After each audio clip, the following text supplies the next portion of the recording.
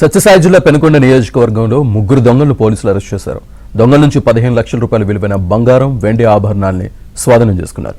కర్ణాటక నుంచి వచ్చి ఏపీలో చోరీలు చేస్తున్నట్లు గుర్తించారు. ఒకే రోజు దేవాలయం, పలు ఇళ్లతో పాటు బైకుల్ని దొంగతనం చేశారని పోలీసులు చెప్పారు.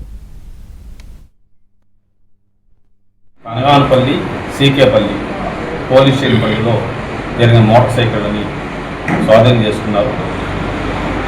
శేషాపురం గ్రామంలో దొంగతనం జరిగిన ఆ ఉండిలో దొంగిలించినటువంటి వెండి వస్తువులను కూడా స్వాధీనం చేసుకోవడం జరిగింది. పెరుమండ రైల్వే స్టేషన్ రోడ్లో వెంకటేశ్వర్లు పెరుమండ ఎస్ఐ గారు షికారి సీనా అలియాస్ అర్జున్, ఇతను టీవీ టవర్ అనంతపురం, ఇతన్ని అరెస్ట్ చేశారు. ఇతని వద్ద నుండి పెనుకొండ, సోమందపల్లి పోలీస్ స్టేషన్ పరిధిలో ఇళ్లలో దొంగతనం చేసినటువంటి చోరీ కాకుండా సొత్తుని ఈరోజు సుమారు 4.5 తులాల విలువ కలిగిన బంగారు చైన్ కూడా ఈరోజు స్వాధీనం చేస్తున్నారు. అతన్ని కూడా ఈరోజు కోర్టుకు హాజరుపరిచారు.